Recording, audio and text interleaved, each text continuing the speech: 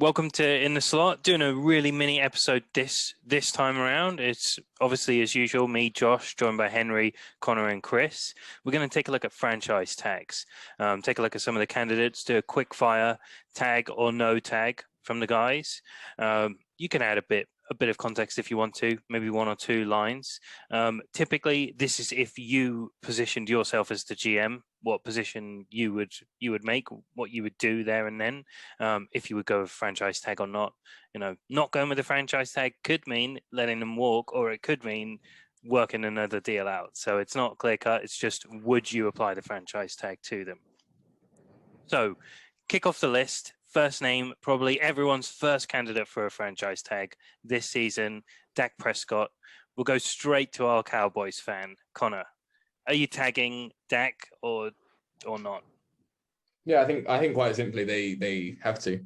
And yeah, if I was in their position, I think it is one of those like no-brainer situations where I think they need to keep him on. Yeah. So yeah, I think it's quite straightforward and quite simple for me. Yeah. Yeah, Chris, what about you? Yeah, I think obviously Dak Prescott was playing lights out, then he got injured. So from the Cowboys' perspective, it makes sense to tag him if they can't work out a long-term deal with the risk of him coming back. I think it makes sense to tag. Yeah, Henry, what about you? Are you tagging Dak? I would, yeah. I think agree with Chris. First few games was playing at a tag-worthy level of this season. Interesting one for Connor though. How much better per year do you think Dak is than Dalton? Is Dak $15 million a year better than Dalton, do you think, Connor? I'm not convinced, actually. I mean, yeah, I've like if people are listening to the pods and stuff like that, I think I have given like some criticism of Dak as well, being not necessarily the biggest leadership figure within the team, in the same way that we've seen some of the other elite quarterbacks be. But I think with the way he was performing, like how he was leading all sorts of stats as a QB, up until week 8 was it when he got injured. I think he is worth more. I just don't know how much more.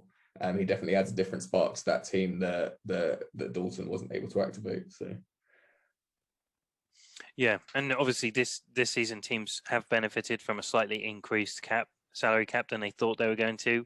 They were initially thinking it was going to be $175 million. It's now 180, 181. So, $5 or $6 million extra. That is a player, a good level veteran player. So it does equate to something. Maybe you can franchise tag some players a bit more liberally this season than you thought you could. Moving on to the defensive side of the ball, we've got Haason Reddick for the Cardinals.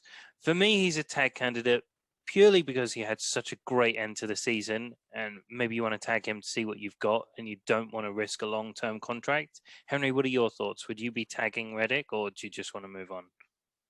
I wouldn't know. I mean, ideally, neither of those scenarios. I'd like to get a deal. Like you said, Josh showed some potential there. I think the tag's a bit pricey for a player of Reddick's caliber. I remember when he was coming out, I really wanted the Packers to take him. Hasn't really lived up to that billing, but like you said, showed flashes. Wouldn't be a tag for me, no. Sure. What about for you, Chris? Tag or not tagging Reddick? Like you said, a good second half of the season, and we mentioned before when we did the mock draft this week, the teams want to protect their young quarterbacks. So I think they could probably make a deal work. Like you said, that Henry said, sorry, the tag is probably a little bit too expensive, but he's worth keeping and keeping around. Yeah, absolutely. Yeah, if they want to protect their quarterbacks, then certainly you want to get the guys who are going to be sacking them. What about for you, Connor? Do you want to be tagging Haason Reddick? yeah, I think they would. I think just yeah, like the guys are saying, just at the end of the season, off to probably a better sort of performance level. So hoping that if you can tag him, what can you then do and going into the new season? So, yeah. Yeah, interesting, because that's my opinion too, Connor, that obviously Chris and Henry are more along the sides of you either get a deal done or you don't keep him. For me, I'm the exact same. I would tag him, just watch him for one season, see if he can produce, and then think about a deal, because we see these things change so quickly. So yeah, let's see what happens with Haason Reddick. Next one, another pass rusher, Yannick Ngakoue for the Baltimore Ravens. This I think Yannick Ngakoue is probably the second most commonly considered for a franchise tag at the moment. Henry, if you're the Ravens, are you tagging him? I think that's definitely an option here. Yeah, I know the Ravens have lost quite a few playmakers on the defensive side of the ball. One that I'm particularly happy about in Zadarius Smith, and then I think Matthew Judon is coming up to be a free agent very soon as well, maybe even this year. So I think they definitely would look to tag him. They're a contender. He's going to be, you would think, a pretty key piece. So yeah, I think he's a definite tag candidate. I think he's quite limited in his play, but yeah, what he does well, he does extremely well. Yeah. Chris, are you tagging Ngakoue as well?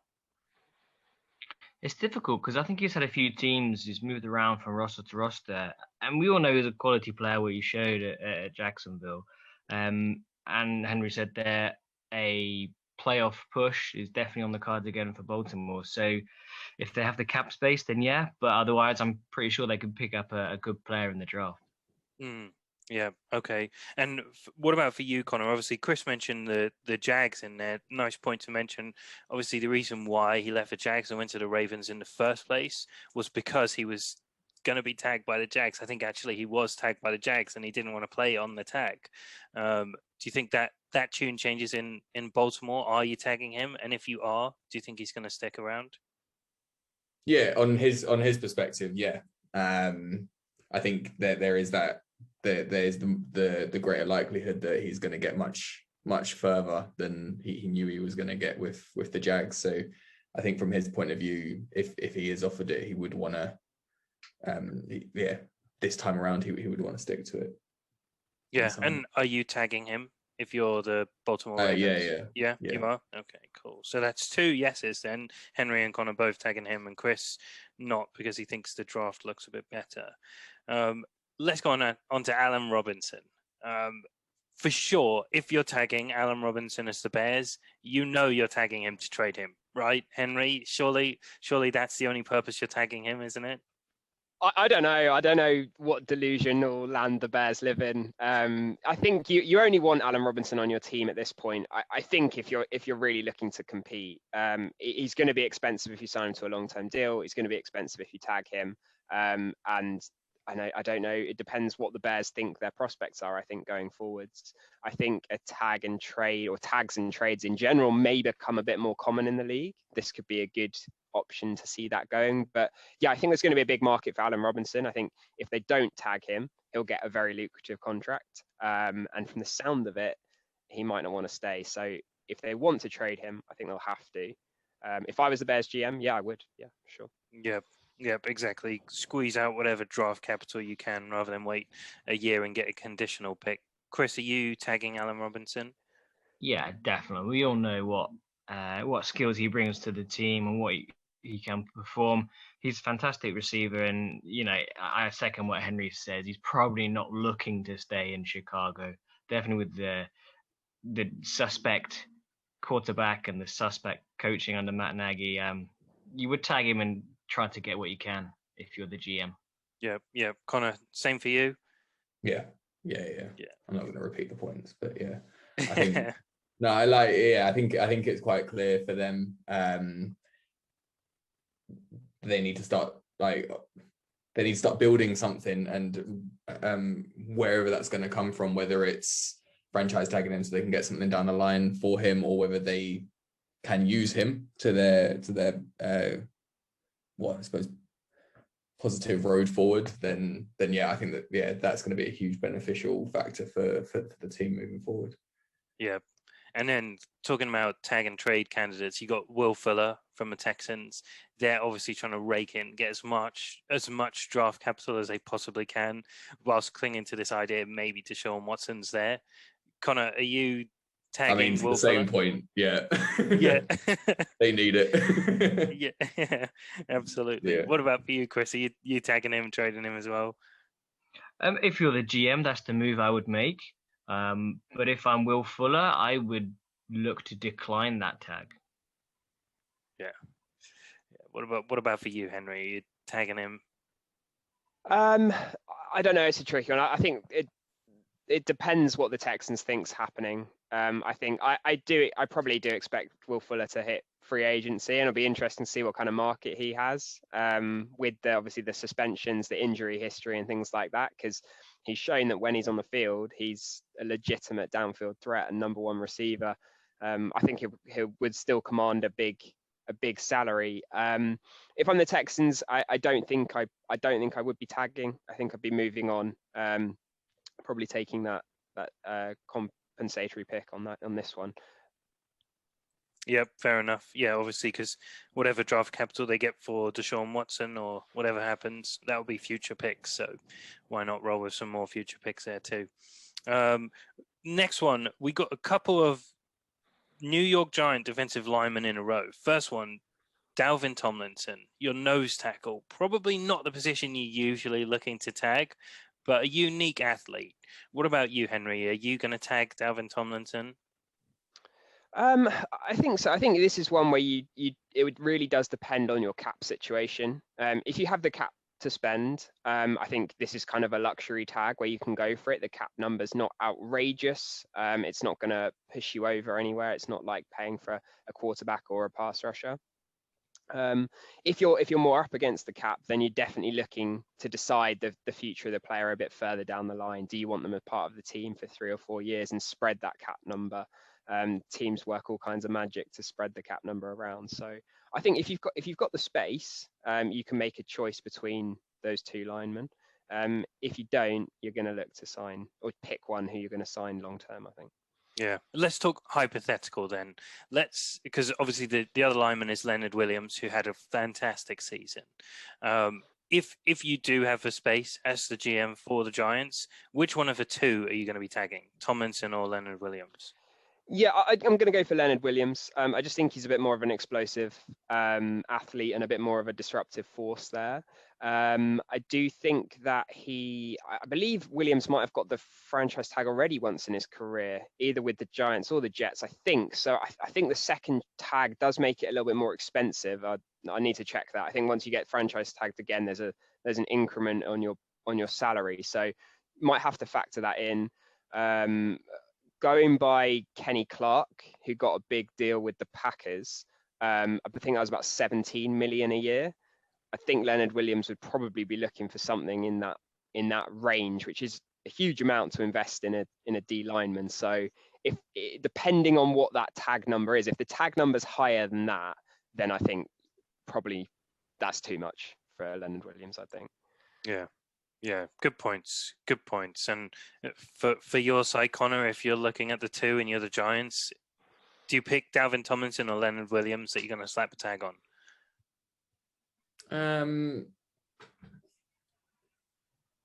Probably. I don't know. It is a tough one. I've got it here that obviously Tomlinson was as a captain for the Giants this year. So I think in terms of dressing room and influence, it's just, do you keep him franchise tagged or is he the one who receives a contract? But for me, they'd be looking to keep both. Yeah. And if I had to press you to say which one you're tagging, you can say neither. Oh, Tomlinson, yeah. Tomlinson. Okay. Yeah, cool. And what about for you, Chris? I would go for Williams. He had a career high this year in sacks and quarterback pressures, and he can line up in a few spots. So he's a bit more versatile. So I'd be looking, if they can't work out a deal, definitely tag Williams. Yeah, and then we move on to the Jets, and this one, it's Marcus May, safety.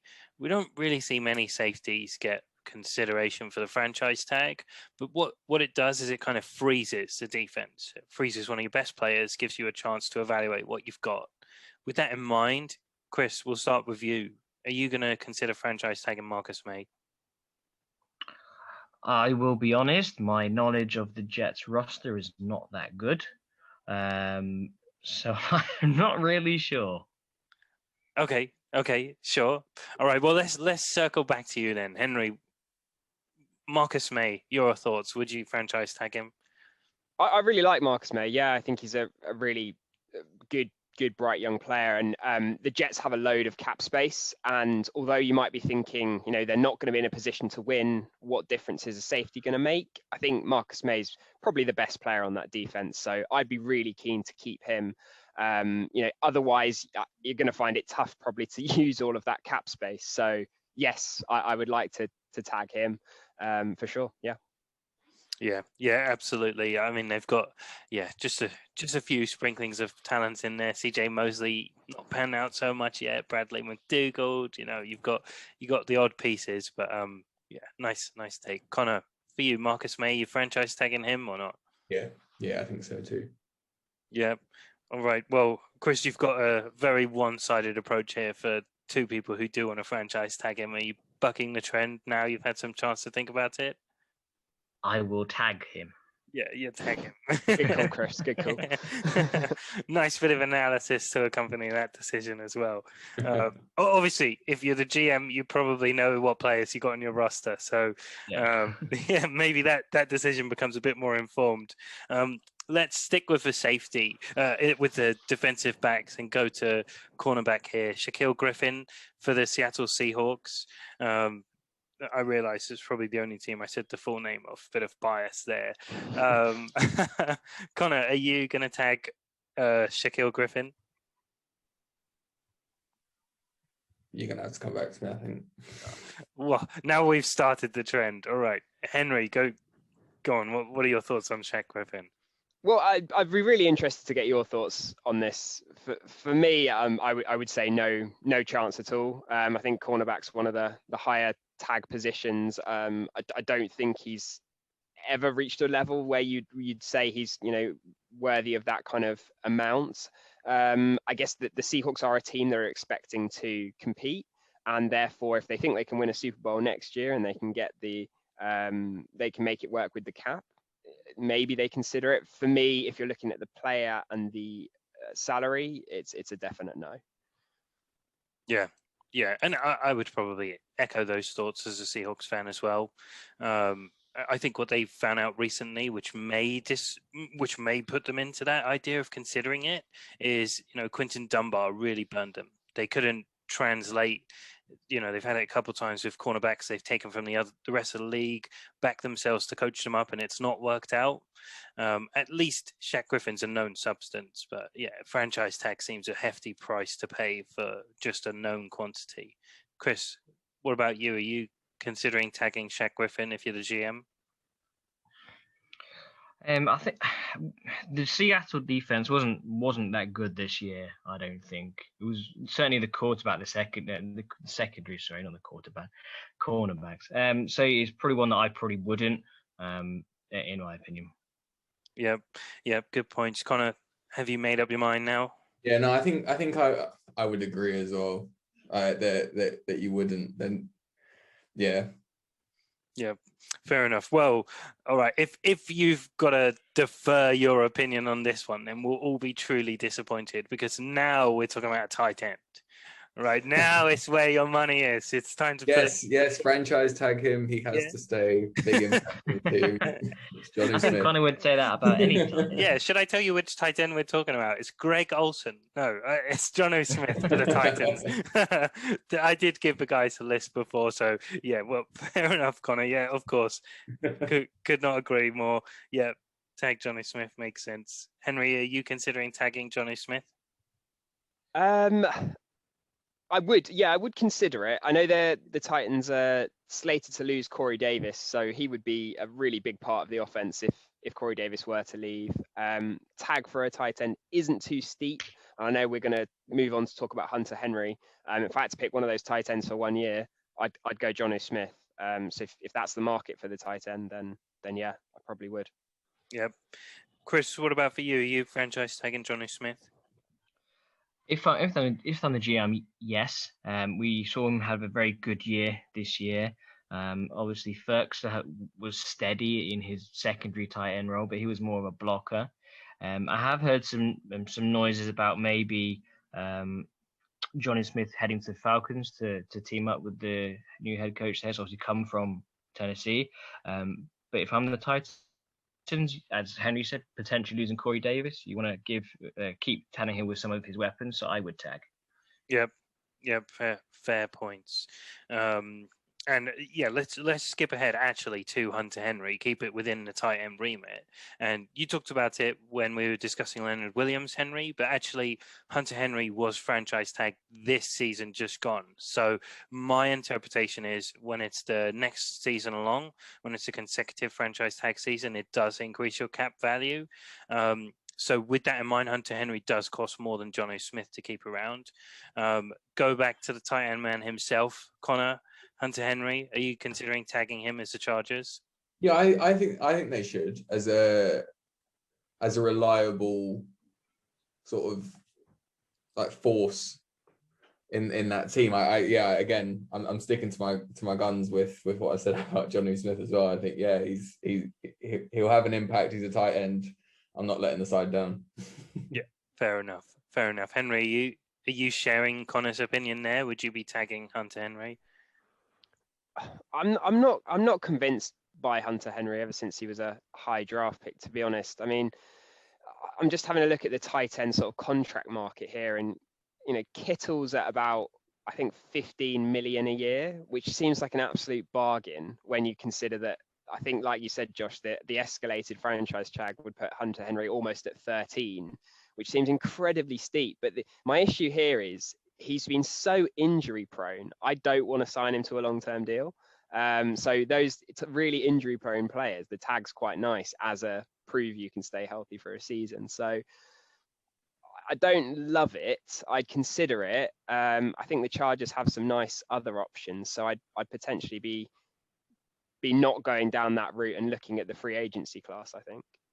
Yeah, it's a good point. Obviously, that's the decision they made last season with Hunter Henry, and find themselves somehow in the same spot again. They've had him for what, 5 years now, and they still don't know if they want to pay the man. Chris, do you want to tag Hunter Henry? Help Justin Herbert out? It's a good point to give the sophomore QB his options, and we know that quarterbacks, especially rookie or sophomore, look to go to tight ends. And Hunter Henry does have the skills, he does have the attributes, but he is so injury prone.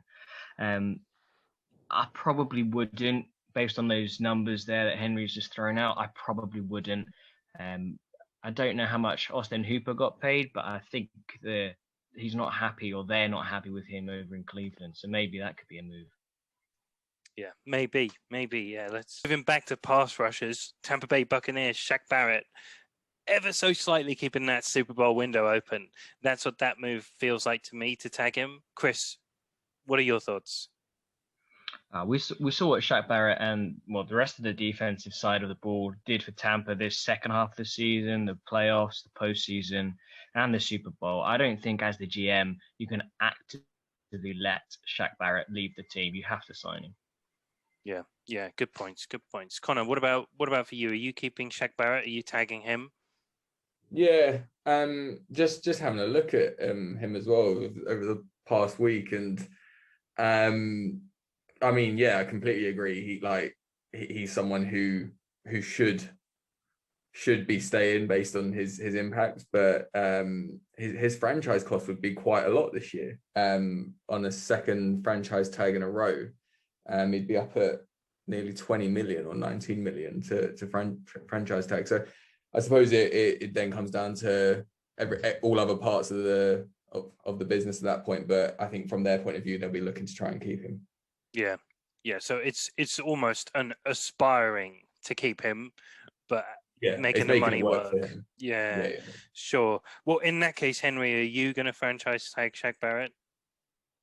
Yeah, I think because it's such a valuable position, and because of the performance and the value that he can bring, I don't think 19.5 million's that outrageous, depending on what your cap situation is. Just had a really quick look, and currently the Bucks wouldn't be able to afford that, so they'd have to make some other moves to make that work. But yeah, I mean, incredibly valuable player who's developed a lot, and they've had one franchise tag. I think the second franchise tag, it isn't actually that bad of value. I'd much rather tag Barrett than any of the other pass rushers that we've looked at in this list. I think he's the one, even if you're paying a little bit more, that would be the best value out of Reddick, Williams, and Ngakwe. Yeah, fair enough. And then let's leave it on the other side of the ball, the players who defend the quarterbacks. We got Taylor Moton, right tackle for the Panthers. The Panthers are in an interesting spot this offseason. They lose their left tackle and right tackle. They're both impending free agents. Everyone believes that Moton's the one that you'll keep around. Henry, for you, are you going to be franchise tagging him? This is one way I think you really want a long-term deal. I think that's definitely the best option here. If I have to tag him, fine, I would. I think we've always had that debate, left versus right tackle. They're treated the same in the franchise tag, but Moton's a right tackle. I don't see any issue with that. I'd like a long-term deal, like 4 or 5 year deal. I think he will become more well-known and perhaps cost more after another good season. So long-term deal for me. Yep. But if not, then a franchise tag. Chris, what about for you? You're tagging him? I have similar thoughts to Henry. So Martin was drafted in 2017. 4 years now of a player. Will be going to his 5th year. I think what the Carolina Panthers need to focus on is the quarterback situation, and if they can work out a long-term deal, maybe if they've got more salary they can put towards maybe a Deshaun Watson, maybe another veteran, because Teddy Bridgewater wasn't the answers. But I would tag if needed, as Henry said. Yeah, so I think anyone listening to the pod knows I'm quite a Panthers fan, a fan of their setup that they've got at the moment. And this week they cut 3 veterans, which made a load of cap space. And there was a lot of hype going in that maybe this was the Deshaun Watson prep to get ready for his salary. But then again, maybe it was to clear salary to sign Moton back to a long-term deal. Yeah, we'll watch that space. We did tweet out. I do think Deshaun Watson to the Panthers seems like it's going to happen now. But yeah, go on, Chris. Just want to say I said that like a month ago. All right. So. On the pod. Full credit if it happens. But. Yeah. He said it here again. So if we don't give him credit, then the shame's on us this time around. Connor, Taylor Moton, are you going to put him on a franchise tag or not? Yeah, I think so. And I won't go into any more than what the guys have already said. So perfect. Well, let us know your thoughts in the comment section. Let us know who you thought we got right, who you thought we got wrong, what you would do if you were in the spot as a GM. Thanks for tuning in again.